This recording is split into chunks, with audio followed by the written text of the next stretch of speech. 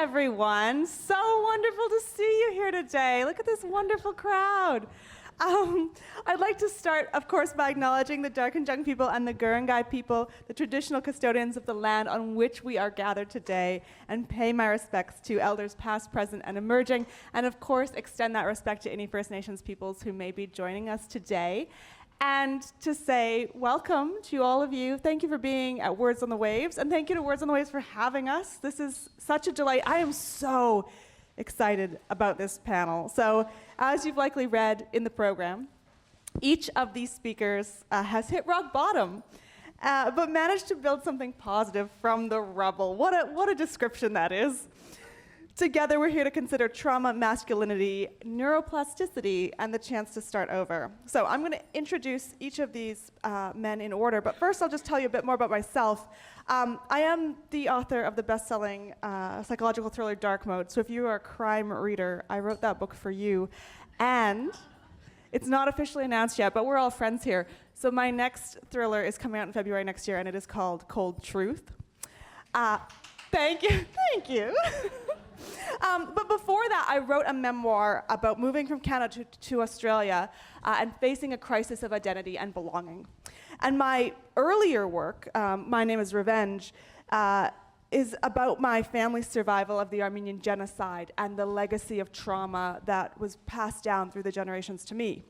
And in case that wasn't enough to, earn me my place on this panelist chair, I spent 2 years bedridden, and for a good chunk of that time I was functionally illiterate. And so for that reason, it is incredibly meaningful for me to be here today, and a real honor to get to speak with each of these writers, who I will now introduce. On my far right, career policeman Craig Semple experienced a severe episode of PTSD, which triggered a turn to mental health advocacy. Craig was a career detective in the New South Wales Police Force for 25 years. Medically retired from law enforcement in 2013, Craig is now a sought-after speaker on mental health and well-being. And today we're discussing his memoir, The Cop Who Fell to Earth. Absolutely incredible book, as all three of them are. In the middle, we've got Gregory Smith, a former forest recluse. For him, a light bulb moment on a park bench transformed a life of homelessness and addiction into academia and contentment. Gregory is one of Australia's foremost lived experience experts in post-traumatic stress disorder, mental illness, domestic violence, alcohol and drug addiction, rough sleeping, and homelessness. His memoir, Out of the Forest, came out in 2018, and today we're discussing his most recent book, Better Than Happiness, both of which are available in the bookshop. And for Ben McKelvey, it took a stroke and a heart attack to force him to assess his trauma and remake himself. Ben is an author, journalist, and editor, and his books have won multiple awards, including Australian Independent Book Award for nonfiction. So please welcome all three of our speakers.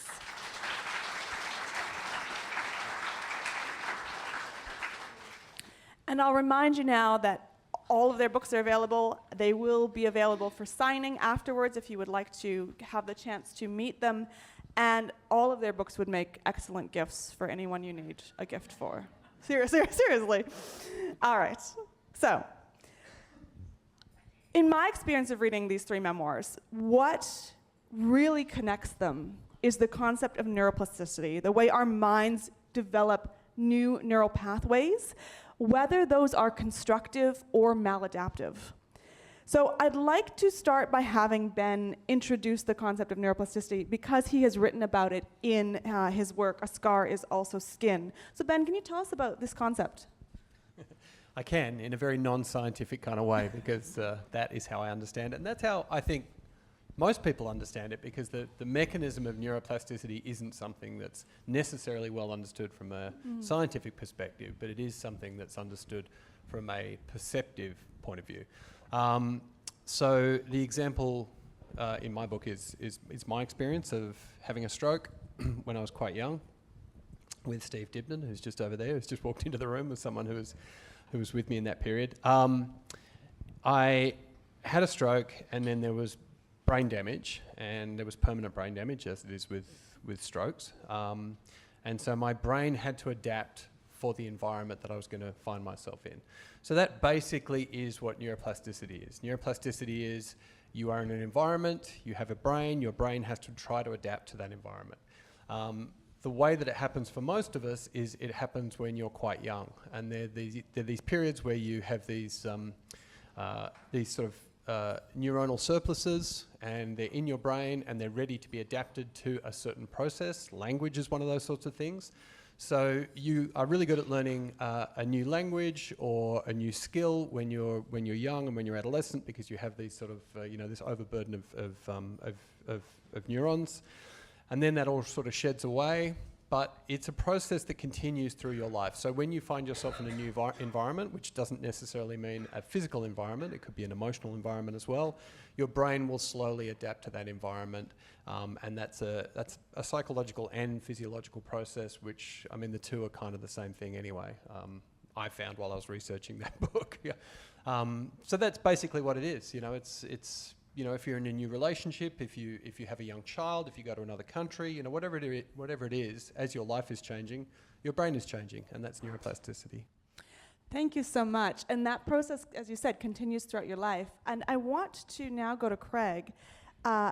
In terms of what we just talked about in terms of neuroplasticity, can you start off by telling us about your early years in policing and as a young father and husband? Now, you note that at that time in your life, you thought you had everything worked out, but also that you dealt with the most confronting parts of policing by focusing on the job at hand and shutting down any emotional reactions. So tell us about that time in your life and maybe how that was affecting your neural pathways. Yeah, look, a lot of what Ben said relates to me insofar as a young bloke before I joined the police force, I wasn't a tough guy. Even when I was bullied at school or anything like that, I'd rather run from trouble than run towards it.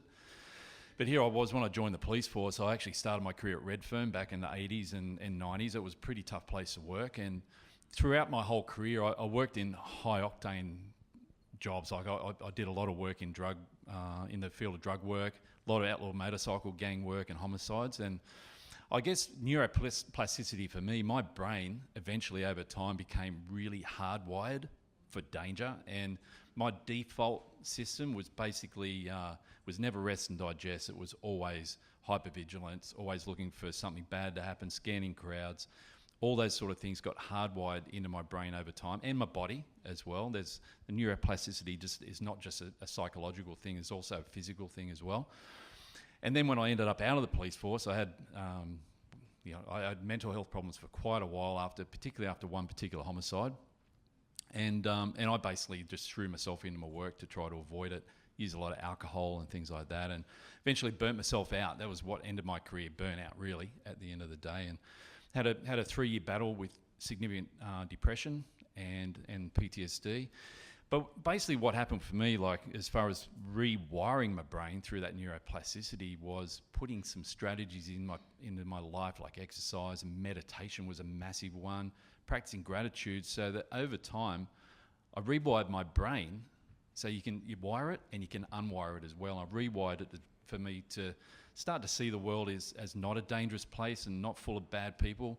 Cops become quite cynical over time because of what you're faced with on a daily basis. And it's one of the big things I deal with police that are leaving the police force now, with the same sort of battles that I had with the programs I run, is teaching them about neuroplasticity so they can understand you don't have to be in this state for the rest of your life. You can actually wind it back and then get back to having, if not a better life than what you had even before you joined. Amazing. Thank you so much. We're going to get into so many more details around that, but that's a great overview of the book and of your experience. All right, Gregory, let's talk about your brain. Your story is extraordinary, and there's just so much I want to ask you about. So you grew up facing just appalling abuse, both at home and then in an orphanage, became an addict, ended up experiencing homelessness, and eventually just rejected society altogether, living in the forest as a hermit for a decade. And not in this kind of idealistic sense either, but in a sense of really struggling, to reject any human contact, and B, of course, you were still an alcoholic, so that you weren't in the forest in this sort of ideal embracing nature sense, I would say, although there was some of that. But you then returned to society in your 40s, and while still homeless, essentially one day just decided that you were going to change, that you were going to change yourself and you were going to change your life. And over time, utterly transformed. And as a result, are here today. And I want to get into that light bulb moment on the park bench, but just first, how does it feel being in this room right now? I'm alive. How does it feel being in this room right now? It's an honour, and I'm quite humbled that people are interested in what I have to say. We all have stories, and if people want to sit around and listen to you tell your story, I think that's the greatest privilege a community can actually ask of you. Yeah, that's wonderful. And I know you've been in a lot of rooms like this at this point in your life. This isn't your first one, but looking back to your younger life, could you have ever predicted something like this? In my younger life, look, I would have been just grateful having a bed to sleep in, to be honest. Having someone to talk to, anyone to talk to. I know that loneliness is an incredibly frigid way of closing down your mind and just narrowing your thinking processes and hardening your heart. So just being able to talk to people is a. I was actually taught that as a child in institutions. To talk to other people was actually considered to be a privilege. Because I was often unprivileged, and when I was unprivileged, I was never allowed to talk to people. So talking's a privilege. Yeah, wow. All right, tell us about the light bulb moment on the park bench. This is after your 10 years in the forest. You're still experiencing homelessness, living on the sand dunes at Byron Bay. What was that light bulb moment for you? Okay, I guess without going into too much depth, the key point of that discussion is to understand that some months prior to that, two things had happened. Firstly, I'd lost an argument with some aliens. So my penalty for losing that argument was that I had to reintroduce myself to society. There's always conditions. So if you ever get into an argument, just always read the fine print. The second part of that was that as I exited the forest, I was hit by a car and ended up in hospital. That was important because what happened there is the social workers at the hospital, the psychologists, established my identity because I didn't know who I was. I had got to a point where I had no idea who I was. So that was the other really important moment. And they put me on a disability support pension, which was kind of really weird because all of a sudden I had all this money. And they back paid me for 3 months, which was a lot of money, And for a homeless alcoholic addict, and you got all this money, what are you going to do? So I went out, bought a new backpack and a whole lot of essential supplies, bourbon, tobacco, cocaine, a few other things. I'm sitting on a park bench and it's a nice sunny day. It was the back of the Tweedheads Hospital. If you've ever been out there, it's beautiful country. It's amazingly beautiful country. And there's this beautiful big river. It's all peaceful. The fish are jumping. I'm sitting there thinking, this is beautiful. After spending 10 years in a forest and I'm looking out at the ocean. And all of a sudden I thought, if I just had one person that I could tell all my problems to, I might be okay. That's not a good thought for the loneliest man in the world. Because all of a sudden, I went inside myself. And I remember when I was just a child, and if you reflect back on your childhood and you had this passion for life, and it's like a raging fire in your gut. And the day I sat there on that park bench, I just wanted to reach inside of me and put that fire out. And in that moment, I realised, I had an epiphany, and I realised that, you know, I was standing on the battlefield of life, and it was just devastation. But the most important thing is I realised that I'd caused all this devastation fighting myself. All my life I'd been fighting myself. All my life I'd been the creator of all my problems. Now, that is quite a profound moment in life, to understand that. And to understand that at such a deep level that you actually decide to do something about it. The interesting thing about that, it only takes a moment to make a decision, a fraction of a second to make a decision. But in that moment can create another life's work. So you spend the rest of your life trying to live up to that decision. And for me, it meant becoming a different person. I couldn't rebuild the same person because I didn't understand what a good person was. I'd never had that experience. So I had to dream the dreams of being a good person. And what did that look like? I had no heroes, I had no role models. All I had was fairy tales.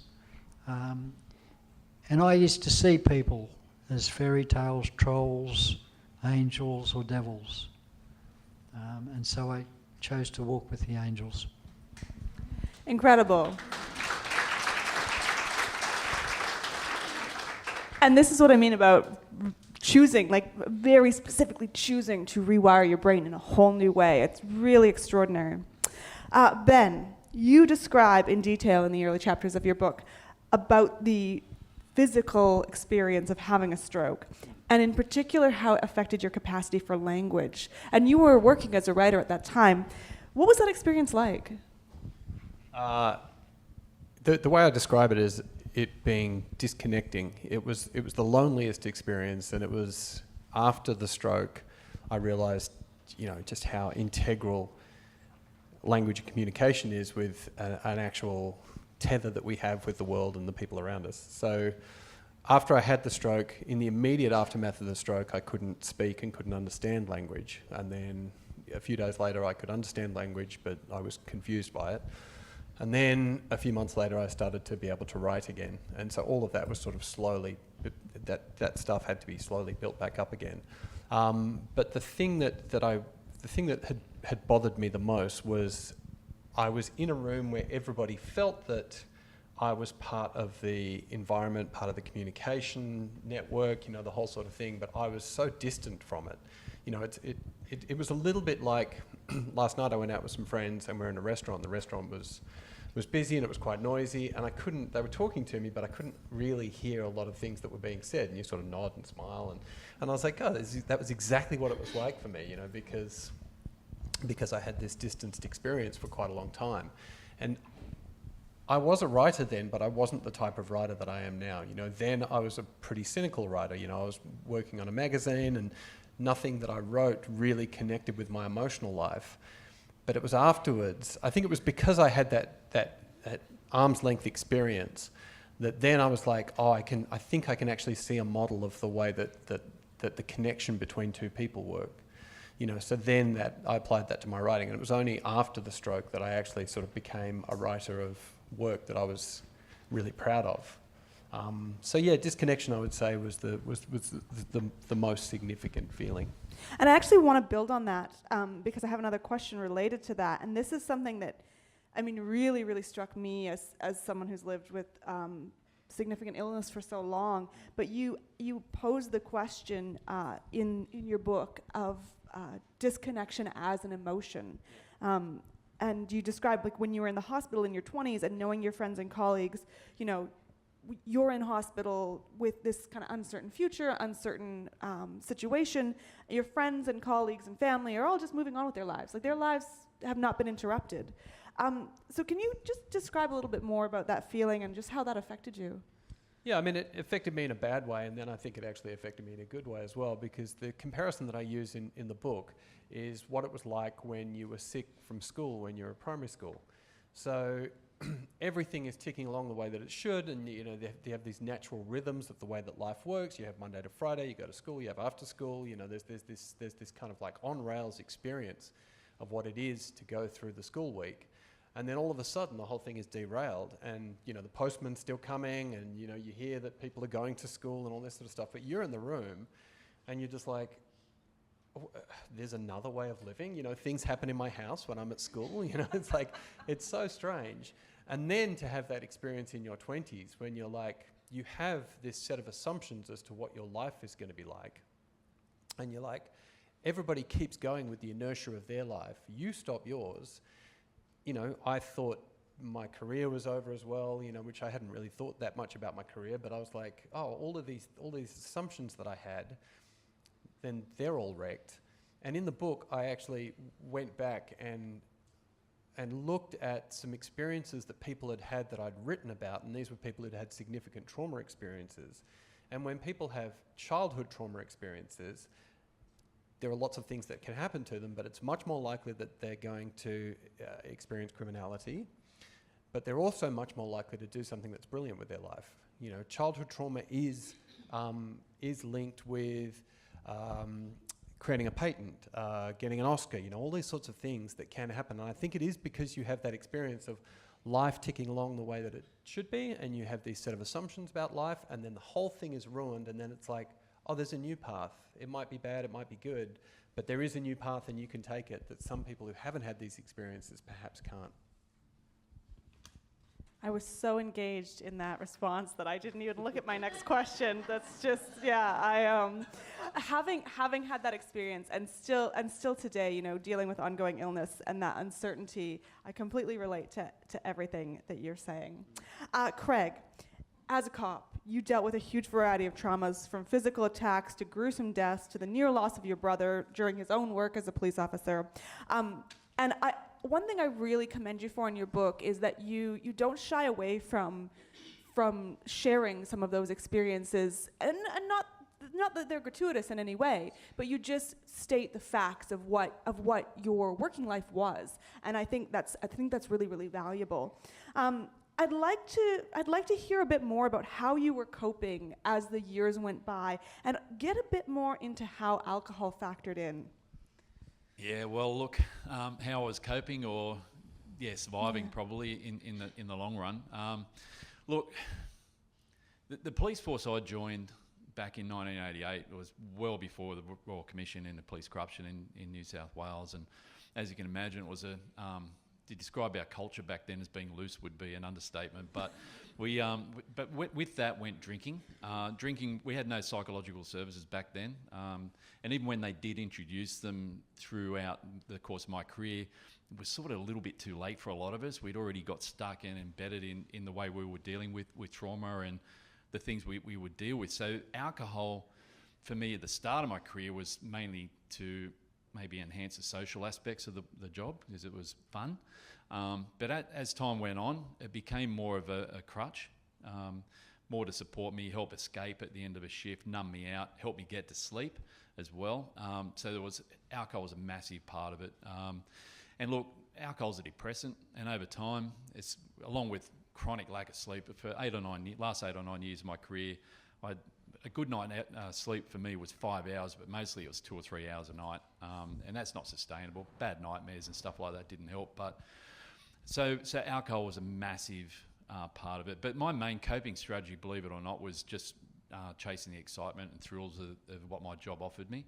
You know, working on bikie gangs and doing the drug work we were doing was pretty high risk, and it was basically the way I did it was intentionally loading myself up with massive levels of stress. And it was, you know, I pick a target and pick a job. We work it down over 6 or 7 months, maybe a year, the long ones, and then we get a win at the end. And it was great, you know, flying high on that euphoria of a big win, but then I'll be looking for the next big job and the next big one. And it was sort of like a manic defense as a way to try to outrun what I felt was nipping at my heels, was just to keep running hard. And the way I talk about mental health now with particularly with men in a lot of mining, construction, those sort of industries, you can run as hard and fast as you like from mental health problems but at the end of the day, the harder you run, the faster you run, the harder you get pulled down in the end, and that's eventually what happened to me. Thank you. Would you be willing to read one paragraph from your book for us? Yeah, I wasn't ready for that, but No, sorry, I should have. I haven't got my glasses. That got me out of it. I should have prepped you for this. I didn't. But page 128, just the first paragraph of your book. I haven't got my glasses, actually. Oh, I left okay. them in the Magnifying, they're that'll just do. Your book's. Yeah, here. Page 128. It's good to see they're it's about as clean as mine as well. So. I'm with my DNA too. That's great. 128. What paragraph was Just it? that top, the first paragraph. Nah, they're not strong enough, mate. Seriously. Oh. Who okay. else has got some? Who's got doubles? I was gonna say I can read it. Ooh. No. The bad job as a chair, everyone. We'll just try everyone's glasses. No, they're good. Oh, there we go. Thank you. Yeah, Greg's glasses were going to make me travel sick, I think. All right. So a couple of days later, for the very first time in my life, I booked an appointment with a psychologist. It was a big move and my first real admission that I had a problem. We didn't get far during that initial consultation, and I didn't return. Looking back, I just didn't feel like the clinician would be a good fit for me. There was no way I was going to talk about shit I didn't want to talk about or let career-ending secrets out of the bag with someone who I didn't think would get it. Afterwards, I didn't tell anyone about the appointment, not even my wife. I kept it secret. I was embarrassed and terrified of the consequences for my career. I decided that I just had to harden up a bit more and try to stay out of trouble. That mainly keep going, or do you want to do a bit more? Just that top paragraph. One morning, after lying awake most of the night, I told Wendy that I was having nightmares. I told her that they were about the murders I had seen and were bad. Her lack of reaction demonstrated that she didn't understand, and to be quite honest, I was kind of relieved. I thought to myself, no one dies of nightmares, so just get to work, don't ever tell another soul. Thank you so much. Thank you. And thank you for the glasses. I felt like that paragraph really summed up that point you were at and that you were describing. But I also thought it was so interesting that you did try and seek help at that point, but it just didn't work for you. But later on in the book, you were advised that, had you actually gotten proper help sooner, you probably could have kept on with your career for a lot longer. Yeah, it was a big moment for me. I ended up spending 3 months doing some pretty intense work at a trauma clinic at Westmead Hospital, and they did 2 days of assessments on me to see whether they were going to take me on the program. And at the end of the second day, I looked at the doctor, Lucy, and I had this burning question. I said to her, Lucy, my problem started 8 or 9 years ago when I first started having nightmares. Now, if I'd have got help back then, before all the other problems started to creep into my life and cause all the dramas, would it have really made a difference? And she looked at me and said, Craig, if you had done that, we could have had this all sorted out with about 5 one-hour sessions. That's all it would have taken. A few little things they do, exposure therapy, other things. They would have looked after me through the rest of my career. Still would have been in the job that I love so much. My marriage still would have been together and everything else that went with it as well. So it's one of my main messages with mental health and the work I do now is I don't regret much in my life. I think life's too short for regrets, and I choose to draw a line in the sand and make peace with things that I've done that I'm not proud of and move on. But probably one thing I'd change if I had a chance was go back and take those 5 sessions. And this is what I mean. All 3 of these books, there are so many profound moments like that and profound insights. I just found them incredible. Gregory challenged me to see if I could ask him a question that he hasn't been asked before. So maybe this one. So in some of what you describe in terms of changing your thinking, I was wondering if looking back, you think some of that could have been the benefit of age, because that moment you described on the park bench, you were in your early 40s at that time. So I'm wondering if circumstances had been different, Could you have gone through such a radical transformation earlier in your life, or did you need to reach your 40s to really begin contemplating the possibility of contentment? Everything is exactly as it is meant to be, right here, right now. My challenge, should I choose to accept it, is just merely accept it. And that is the key for me, just accepting. And that's what I did not do when I was young. I did not accept my situations. I did not accept where I was. I did not accept that children should be seen and not heard. I did not accept that children should be locked up in cells. I did not accept. And that just created a whole lot of conflict for me. Today, does age play a part in it? Yes, I think it does. And I have no regrets. I have no regrets. I have a young son. I have a beautiful family. I want for nothing. When you're locked in a cupboard under the stairs, and you're terrified of the dark, and you're terrified of that flogging that you're going to get when you come out, you try and find a little space for your mind. I don't have to do that anymore. So today's a beautiful day. Wonderful. And it was really wonderful seeing you with your son in the green room prior to our panel. Gregory was holding his son, and his son had his hands, and just like wrapping his hands through his hair, and just very happily spending time together. It was beautiful. Ben, another commonality on this panel is not great fathers. Gregory's father was violent. Craig's was very unloving and ended up committing a criminal offense. Ben, your father simply left your family without a word to anyone. Now, you were older at that time. Well, that's what I mean. yeah, you're like, not great fathers. I was like, I love my father. My father was great. The book is... Chili just left without a word to you. Well, yeah, which I understand because that's the way we did things in our family. Interesting. So at the time, I wasn't like, I can't believe he left without a word. Yeah, I'm right. like, yeah, well, that makes sense. A few weeks later when we realised that he wasn't coming back. But, I was 19 at that point. Yes. So we had an adult relationship. I mean, obviously there was a lot of anger and resentment and things like that. But as you read in the book, Dad was on the streets himself. He had his own troubles.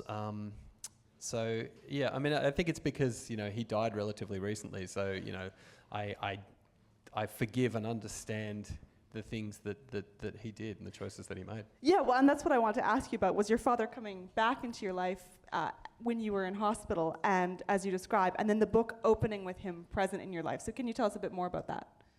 Yeah, I mean, the book, when I started writing the book, this was a book that I was contracted to do for many years before I actually sat down and wrote it.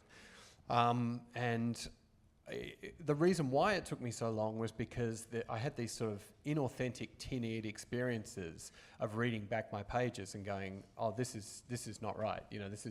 This is bad writing, or this doesn't represent a person that feels real. And my first attempts were actually before I had written any other books, and then I wrote a series of ghost-written books for people. About people who were so drastically different to me. I don't know whether any of you read Songs of a War Boy. I ghost wrote that book for Deng Aduit. Love that book. So I did Archie Roach's book as well, Tell Me Why. So these were books that I'd written for people whose experiences were so drastically different to mine. And I kept trying to go back to mine in my voice, and it wasn't right, and it wasn't right. And then Dad got really sick, and I knew that he wasn't going to live, and I became a father. So those things happened at the same time, and I knew that he was giving me some papers that he had written. And as I said, in our family, we didn't share in the way that is healthy necessarily. But I knew that he was going to give me his memoirs, and I was like, well, I don't want to do that. I want my daughter to know me. I also knew that I had been in a precarious medical situation and continue to be, as we all are, with the sort of Damocles hanging over us at all times. So I was like, I want to write right now. So that's why I sat down and started writing it. So, you know, he was the impetus, and the other reason way that he's related to me writing that book is I think he would have loved to have been a writer. You know, I think that's something that he really would have respected.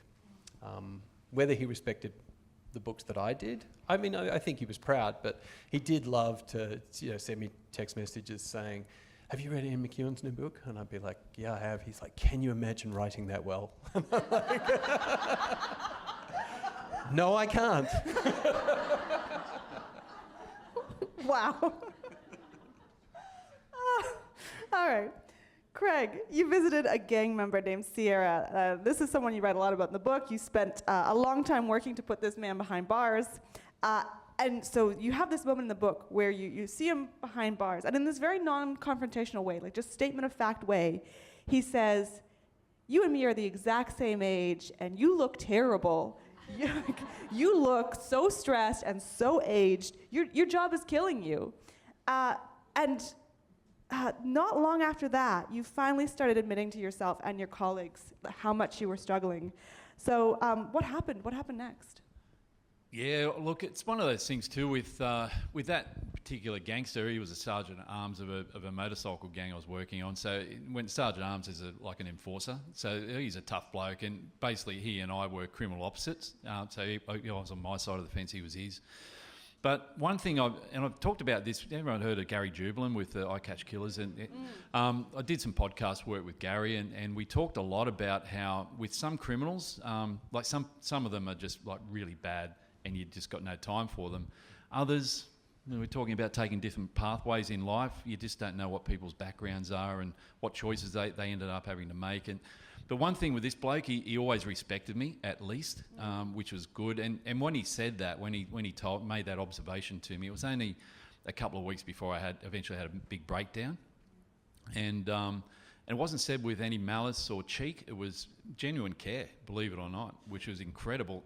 What really hit me was, out of all my workmates and family, the only person who really noticed was my criminal opposite number. So but that was pretty spectacular. But then, look, it was only a couple of weeks later.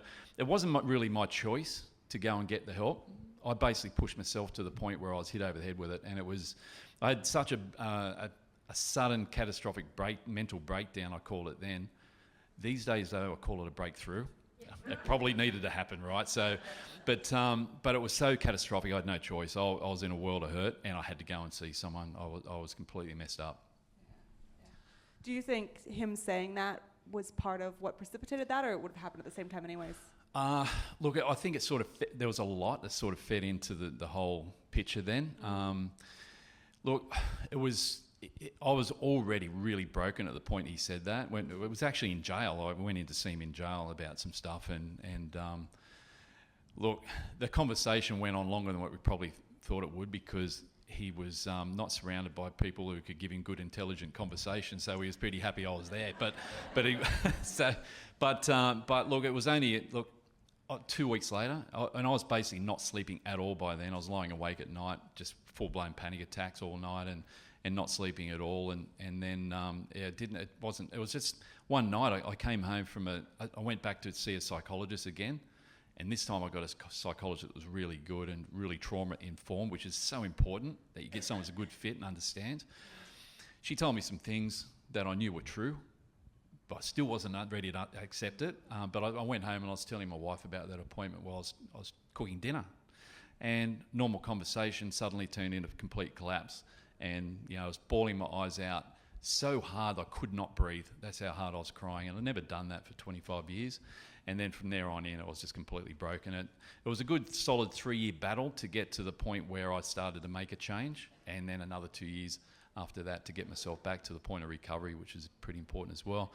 But that's what this all comes down to here. It's like all three of us had to hit rock bottom, and sometimes you actually need to hit the bottom of the tank before you start looking up to look for the sunshine. Yeah, thank you. Gregory, in your book, you describe a chart that you drew while living in the forest. It had just 4 horizontal lines. Top line represented happiness, the bottom depression. And when you charted your emotional state, it zigzagged kind of chaotically between euphoria at the top and despondency at the bottom. What did conceptualizing that chart teach you? If you get stoned, you hit the top. But at the same time, there's always that withdrawal, and you crash. So it just spikes. You go up, you go down. You go up, you go down. And I'm sitting there one day, and I'm trying to understand my emotions. Why am I like this? And I drew that chart, and it started off just 2 lines, and that was depression, that was euphoria, and they were the only 2 emotions that I really understood. And we talk about alcohol and drugs, and that's, for me, that was just killing the pain, because there was so much emotional pain that I couldn't survive without medicating that pain. And every time I medicated that pain, I'd hit the top. There was no moderation there. And then I'd crash again. And I'm sitting there, I'm wondering, what if I drew 2 lines across the middle? And I tried to keep my emotions in those 2 lines, because there's no room. Well, I was using a pretty thick stick to draw it. But and that was really important, actually. Sometimes it's the tools you use that can make the difference, because I was using a thick stick and I couldn't get sharp lines in between the 2 middle lines. And then I remembered when I was in hospital once, I'd had a car accident and crushed my chest, and I spent 3 months in intensive care watching this oscillator going around, and that's what it reminded me of. It was like, that's life. That's life. It shouldn't be like that.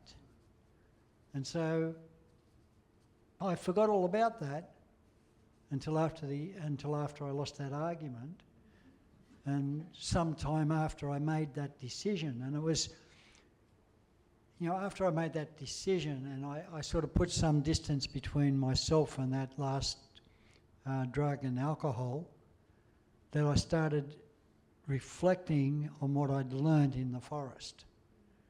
And what I realised is, during all that trauma analysis, I had processed so much that what I needed to know was actually buried inside all that stuff. And I just needed to separate that trauma from those valuable lessons and start to apply that to who I was on that day, understanding that I was never going to always be that same person that I was on that day. As days progressed, I was going to grow more and getting into that elastoplasticity. Because when I came out of the forest, you could tell me 2 numbers and then direct me to ask me what day it was, and I wouldn't know what day it was, and then ask me what those 2 numbers were. You said I couldn't remember that. I could not remember. Today I've got to remember 150 students' names and numbers and a whole lot of other things, and I don't have a problem doing that. New pathways. Yeah, you've rebuilt your brain, and now you've got a PhD and teach at university. It's honestly incredible. Now, very quickly, we're going to open it to audience questions. I'm sure you have got some questions for these speakers. But so very quickly, just one more. I've got one more question for each of you. Ben, part of the abyss your brain sunk into, we haven't really gotten into this, but you experienced a lot of existential dread. What would you go back and tell yourself now with what you know about your life at this point? I don't think I'd be able to tell myself anything, to tell you the truth. I think at the time, I had these experiences of existential dread because I felt that I was sort of unmoored from the continuity of life, and I kept thinking about things from an unuseful scale. So, you know, in 100,000 years' time, there will be no memory of me. 100,000 years before me, obviously, there was no thought of me. And I'm like, and that time scale is relatively truncated in the context of the universe. So I was completely disconnected from that. And I tried to think my way out of that situation, you know. So I'd be like, well, you know, how can we think about things differently? But the thinking didn't actually help, because I had thought my way into the problem and I thought that thinking was the way to get out, but that wasn't the way to get out. I mean, but if I told myself that, then that's just another thought, you know, that wouldn't have been useful anyway. But in terms of telling yourself, you know, what you've since achieved in your life, that you were able to go on and do meaningful things in your life, that wouldn't have helped? No, Interesting. I wouldn't have cared. But the problem was, I mean, the thing that ended up being really useful for me as a writer was what I was doing in that time and with that experience was that I was trying to identify where the center of the experiential self is. You know, is it in this moment? Is it in our memories? Is it in the things that we're about to do? Is it in, you know, the way that people feel about us? You know, is that the experiential center of the self? And so I needed to have that to be able to relate to the people that I was going to be writing about later on and have the authentic experiences that were going to be in the books that I was going to write later on. But to actually be able to do that, I had to have that sort of long, dark midnight of the soul, I think. Yeah, right. Okay. Craig, very quickly, what has the process of writing about your experience done for you? Yeah, I talk a lot about, and I promote writing therapy and journaling. I think it's an amazing thing. I was just listening to Ben talking about how his writing has changed over time. When you wrote earlier, it was quite cynical. I actually, I said something I've strongly advised anyone that's writing a book is make sure you send it away and get it professionally assessed, right? It's a very important thing to do. I did that with my first manuscript.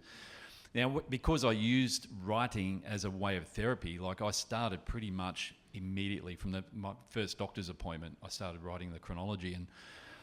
And then, look, probably the first manuscript was about 5 years of work on and off over time.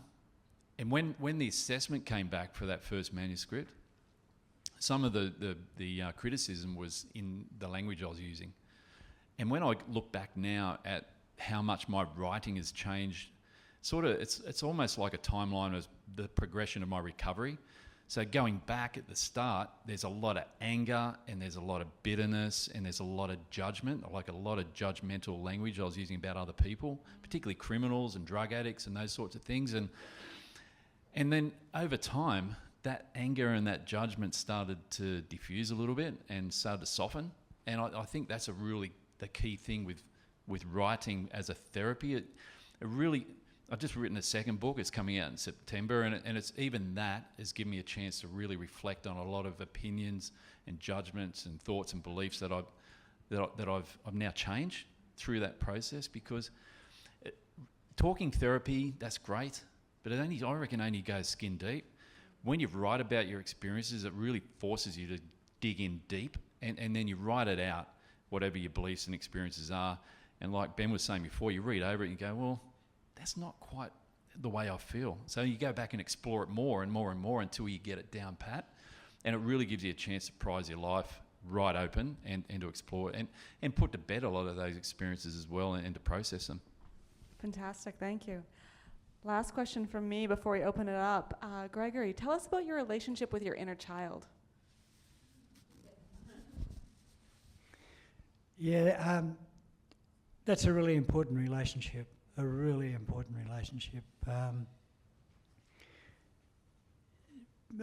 Basically, when I was a child, I was I was abused quite severely by everybody that was supposed to be looking after me. When I sat down and started to, the inner child is really big because it relates to your parents, it relates to yourself, it relates to every relationship that you will ever have. It relates to your children. I was sitting there one day and I'm sort of reflecting. And I realised there's this pain living inside of me. I'd done a lot of work. I'd really changed a lot in my life.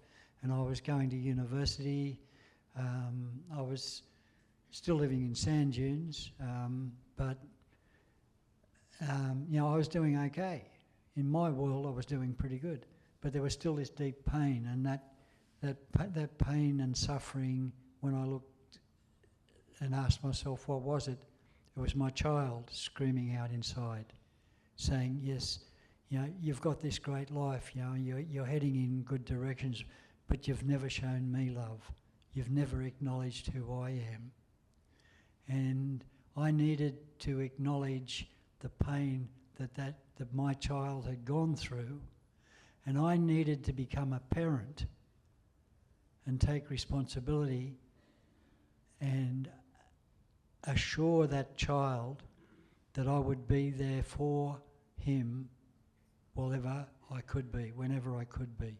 One thing I did learn is I don't make promises to that child. All I do is the best I can every day. And I acknowledge that child every day. And in acknowledging that child, I can be a better dad to my child. I can be a better husband to my wife. I can be a better friend to my friends.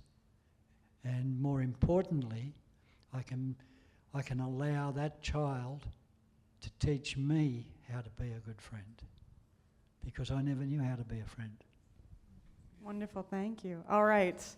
I'm sure there are questions in the audience. While we're waiting, there's 2 roving mics if you want to put your hand up, and we will get oh, there's a question right here. Fantastic, thank you. And here first, and then, actually, you're right there. Let's do there first, but then you're up next. Thank you. Thank you for a wonderful session. Craig's talked a lot about the role of professional therapists in his life, but we really didn't hear from Ben and Greg about whether that helped them at all. No, you go first. Never had time for a professional therapist. I was too busy trying to fix myself. Well, I went, okay. I completed my undergrad degree and I was offered a job at the university. And I didn't even apply for a job, which was kind of weird. I mean, all my life I couldn't get a proper job. But one of the conditions of that was that I continued to study. And I had to do an honours degree. When I looked at what am I going to do an honours degree on, I decided to do an honours degree on people that had similar experiences in my childhood. We talk about existentialism, phenomenology, things like that. So I used these theories to explore these traumas in these people. One of the conditions of the ethics committee for the university was that I be assessed by a professional psychologist. When I went to the professional psychologist, and she was quite a renowned psychologist, she said, "Do you mind if I write away about you? Because I think we'd like to do some research into your mind." I said, "Well, what about?" And she said, "You have an amazing propensity for neuroelasticity." That's the first time I'd ever heard the term, but apparently I could do things that other, and it comes down to trauma. A lot of times it just comes down to that trauma. So, nah, I did, but nah. Well, that's interesting, you talking about the fact that your brain has to build a capacity for adaptability because that was going to be a survival mechanism for you, and then it was never turned off. It's fascinating. The only help that, I mean, I have had help a few times through the problems of existentialism that I've felt through my life, but the most significant one that I write about in the book, there was a time where I was in a psychiatric hospital and they were trying to help me, and to no avail. And then this professor came and he started talking to me about Sartre, and I was a teenager at the time and I didn't know anything about Sartre, but I sort of lied and said, "Yeah, of course I know who that is." And then he said, "You know, you think you're having the same thoughts as him, you think you think he spends all day in bed? It was spent all day in bed, you know? You think you don't do something with your life? And I was like, no. And he said, you know, you have the whole world ahead of you, and there's an adventure in every single aspect of life. In just the drinking of wine, there is a life's worth of adventure in that, you know, the gradations of taste and things like that.